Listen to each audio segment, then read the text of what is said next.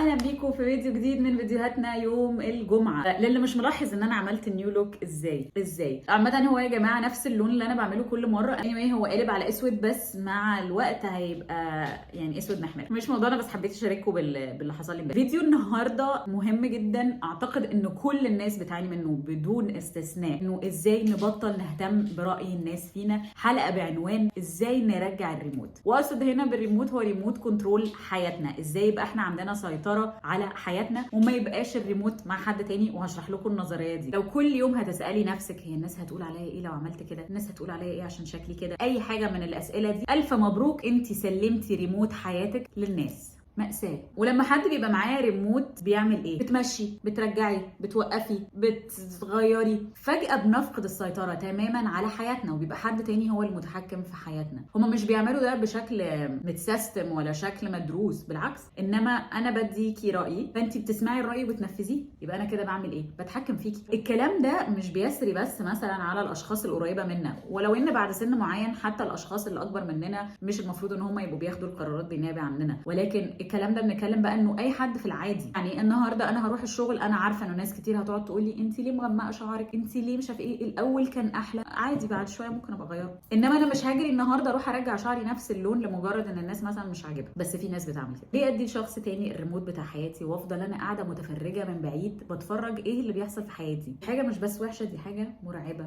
نبقى قاعدين بنتفرج على حياتنا من بره وناس تانية هي اللي بتتحكم فيها. النهارده بقى هنتكلم على ازاي نرجع الريموت ده في ايدينا احنا، ونشتغل على قناتنا احنا بقى، احنا اللي نتحكم فيها. يلا نبدا الفيديو. اول حاجه اتعودنا ان احنا نبدا بيها الفيديو هي ايه؟ لو شاطرين تقولوا بنلبس بدل الغطس وبننزل نجيب الاسباب الحقيقيه للموضوع ده من جذورها ونقتلعها ونرميها عشان احنا مش عايزينها تاني. انتوا شفتوا كل الفيديوهات هتعرفوا ان ده اللي احنا بنعمله كل حلقه. هنبدا على طول ليه احنا بنهتم براي الناس. في المركز الاول وهو البرمجه. يعني احنا متعودين من واحنا صغيرين على كلمه الناس هتقول علينا ايه، البواب هيقول عليكي ايه، العيال اللي واقفه في الشارع هتقول عليكي ايه. بواب ايه يا ماما اللي هيقول عليا ايه؟ ما يقول لي قول. العيال الصيع اللي في الشارع اللي واقفين عند الكشك انا مهتمه هم هيقولوا عليا انا ايه. البنات تحديدا متعودين وبدماغهم متبرمجه على فكره الناس هتقول علينا ايه، الضيوف هتقول علينا ايه لو جم لقوا البيت مش مترتب، الناس هتقول عليكي ايه لما يلاقوكي راجعه البيت الساعه 10 ونص. اي حاجه في حياتنا بتتعمل بنبقى دايما خايفين من الناس هتقول عليا ايه. فدماغنا اتبرمجت على فكره انه قيمتنا بتساوي راي الناس فينا. انا هتبقى قيمتي اعلى لما الناس تبقى شايفاني في مقام اعلى، دي خطيره، دي جميله، دي مؤدبه قوي، دي مش عارف ايا كانت بقى ايه قيم الناس دي هتقول عليا ايه. فانا هبقى قيمتي احسن لما الناس هتقول عليا كلام كويس. المركز الثاني وهو الخوف من الرفض. البني ادم بطبيعته عموما بيحس ان هو لازم ينتمي، ما بيحبش يحس ان هو اوتكاستد او منبوذ. فطبيعي ان احنا كلنا بنبقى عايزين نبقى مقبولين، وعشان ابقى مقبوله مع اللي حواليا محتاجه ابقى اعمل ايه؟ انول استحسانهم، او ان هم يبقوا مبسوطين مني وفرحانين مني ورايهم كويس فيا وشايفيني حلوه وشاطره وجميله. خايفه ان انا يرفضوني فعايزاهم دايما يبقى رايهم فيا حلو. ولما مش هيرفضوني هبقى حاسه ان انا في امان، هبقى حاسه ان انا في امان لما احس ان انا بنتمي للناس مش منبوذ. رقم 3 وهي الفاليديشن. والفاليديشن عشان اشرحها لان انا مش لاقيه لها كلمه محدده، وهي ان احنا نبقى دايما بنجري ورا اعجاب الناس. ان انا دايما ابقى بجري ورا ان الناس تقول لي،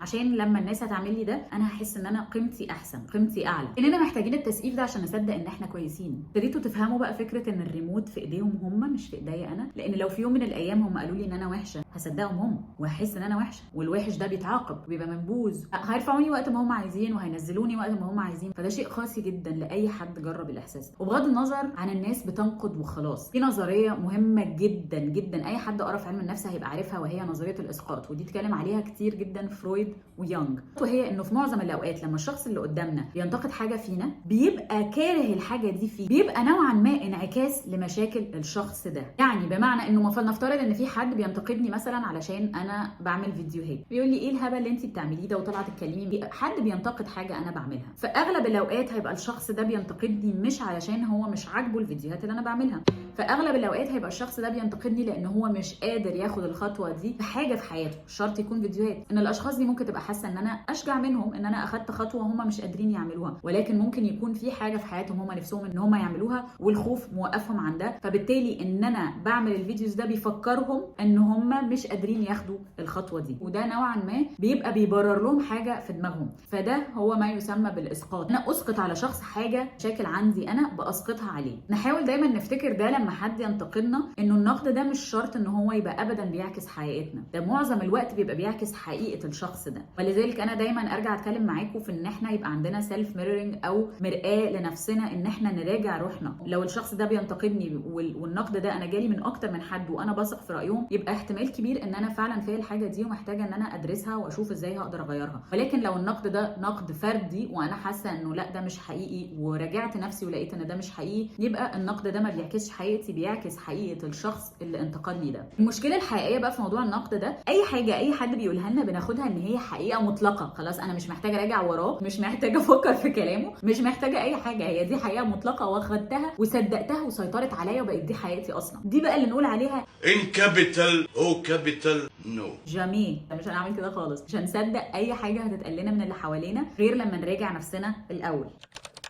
طب ايه بقى اللي بيحصل لنا لما بنصدق كلام الناس وبنخليهم يسيطروا على حياتنا؟ اول حاجه فيهم واهمها هو ان زي ما احنا قلنا اي حاجه حد بيقولها لي انا بصدقها ان هي حقيقه مطلقه. بالتالي ايه اللي بيحصل لي؟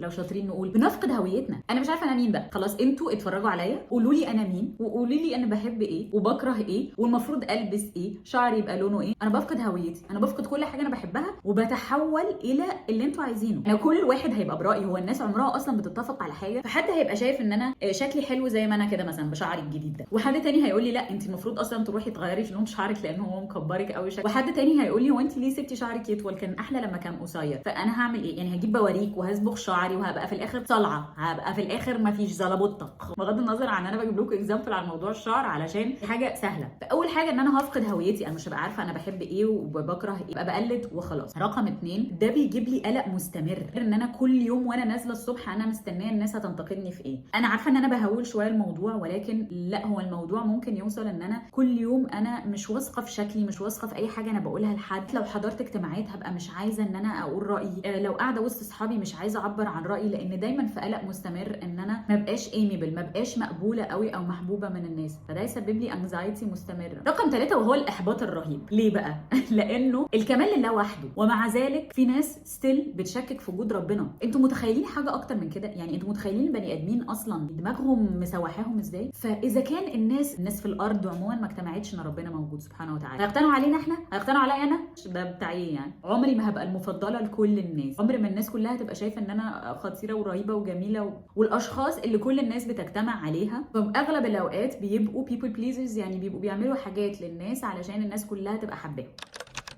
مين فينا ما يعرفش قصه جحا والحمار؟ جحا ما عرفش يرضي الناس خالص، ولو هو راكب على الحمار، ولو هو واقف جنب الحمار وابنه راكب على الحمار، ولا لما هو وابنه شالوا الحمار اتقال عليه مجنون. طلع جحا هو اللي حمار عشان بيحاول ان هو يسمع كلام الناس وبيحاول ان هو يرضيهم، علشان هم عمرهم ما حاجه هترضيهم ابدا. طب نعمل ايه بقى؟ رقم 1 نغير السؤال، نغير المنظور. بدل الناس هتقول عليا ايه، لا ان انا اسال نفسي انا ليه انا حاطه كاميرا حياتي موجهه عليهم. كاميرا حياتي المفروض تبقى موجهه عليا انا، فانا بدل ما هسال هم يا ترى هيقولوا عليا ايه، هسال نفسي هل الحاجه اللي انا عاملاها او هعملها او القرار اللي انا خدته ده بيعكس شخصيتي، قيمي، طريقه تفكيري، طريقه تربيتي ولا لا. فبدل ما الكاميرا موجهه عليهم هم، توجه عليا انا. ولو انا اجابتي على السؤال انه الحاجه دي بتمثلني، يبقى انا مش المفروض اصلا اعير الموضوع ده اي اهتمام اذا كانوا هم هيعجبهم ده ولا لا. عايزه اقول لكم حاجه، انه في اغلب الاوقات لما هنعمل الحاجه اللي هم معترضين عليها ولو نجحنا فيها كل الناس فجاه من كانوا معترضين عليها لا هيبقوا مقتنعين. رقم 2 وهو انه في اغلب الاوقات لما احنا بنبقى حاطين قيمه اكبر لراي الناس عن راينا احنا، بيبقى عندنا احساس كده ان احنا ما نقدرش نرفض لهم حاجه. يعني هم لو طلبوا مننا حاجه، لو قالوا لنا رايهم في حاجه لازم انفذها. محتاجين ان احنا زي ما قلنا في الفيديو اللي فات نمارس لا صغننه. لما حد يقول لنا حاجه احنا مش مقتنعين بيها نبدا ان احنا نعبر عنها. لما حد ينتقدنا في حاجه احنا مش مقتنعين بيها نبدا ان احنا نعبر عنه انا مش مقتنع بالراي ده بطريقه صغيره. فنبدا من هنا اصطادنا الريموت، نبدا نسرسب الريموت ناحيتنا عشان نمسكه في ايدينا. رقم 3 وزي ما قلنا النظريه بتاعت يونغ وفرويد وهي نظريه الاسقاط، انه النقد مش دايما عني، مش دايما بيعكس حقيقتي. فلنفترض انا حد عندي ثقه في نفسي وصعب انها تتهز، مثلا حد جه قال لي حاجه، نقدني في حاجه وانا قلت له ان انا مش مقتنعه بالنقد ده. لو الشخص ده عنده احساس بالنقص وغير واثق من نفسه هيعمل ايه؟ هينتقدني تاني، يقول على فكره انت انسانه مغروره قوي عشان انت ما بتسمعيش اراء اللي حواليكي. بس انا في حقيقه الامر لا، هو انا بس مش مقتنعه باللي انت بتقول، ومش معنى كده ان انا ما بسمعش راي اي حد. لو الراي ده حاجه متكرره زي ما قلنا هعمل ايه؟ هرفلكت او هفكر فيه وهرجع اشتغل على نفسي. بس الشخص اللي دايما عنده نقص لما هتيجي تواجهيه بحاجه زي كده مش هيهاجمك، هياكلك اصلا. فمش دايما النقد بيعكس حقيقتنا زي ما اتفقنا. وخليني اقول لك حاجه قالها حد انا بحبه جدا: كلام الناس لا بيقدم ولا ياخر، كلام الناس ملامه وغيره مش اكتر. جورج وسوف. انا فعلا بحب جورج وسوف جدا، حتى بوديع مش كل الناس بتحبه. فناس كتيره جدا عامه من الناس اللي انا بحبهم قوي مش كل الناس بتحبهم، ومع ذلك انا بحبهم. الحقيقه البسيطه اللي احنا محتاجين نفهمها ان قيمتك مش محتاجه شهاده تقدير من الناس اللي حواليك، انت موجوده ومجرد وجودك كافي. لان التسقيف بيدي بوست كده، بيدي انتعاشه، بس انتعاشه لحظيه مش بتدوم. مش بس كده، وكمان مش بيبني اساس لينا. الاساس الحقيقي لينا والمرسى الحقيقي لينا هو ان احنا نبقى عارفين ان احنا كفايه، ان انت حتى لو محدش قالك كده. خدي الريموت وابداي عيشي حياتك على قناتك انت، لان اجمل لحظه ممكن نعيشها في حياتنا هي لحظه لما ناخد منهم الريموت ونقول لهم شكرا، بس البرنامج ده بتاعي انا. وحاجه اخيره عايزه اقولها، وهي انه ارضاء الناس غايه لا تدرك، يعني هي حاجه عمرنا ما هنعرف نوصل لها. واتمنى كمان انه بعد كل اللي انتوا سمعتوه في الفيديو ده تحسوا انه قد ايه هي حاجه مش مهمه. رايهم فيا مش مهم، لان رايهم فيا ده جاي من خبراتهم وتجاربهم وبيئتهم وقيمهم، والحاجات دي مش شرط ان احنا كلنا يبقى عندنا نفس التربيه ونفس الباك جراوند. فليه اشوف حياتي من منظورهم هم؟ لازم اشوف حياتي من منظوري انا. يا رب يكون الفيديو عجبكم، ولو عجبكم الفيديو اعملوا سبسكرايب ولايك وشير وكومنت وكل الحاجات اللي انتوا بتعملوها، لان انتوا مش متخيلين قد ايه كومنتاتكم بتفرق معايا. كل كومنت انا بقراه بعنايه، برجع اقراه تاني وبرد عليه بعنايه. حتى الكومنتس السلبيه لو فيها نصيحه ليا بشكر الشخص على النصيحه اللي هو بيديهاني. يا رب جمعه سعيده عليكم، واشوفكم الاسبوع الجاي.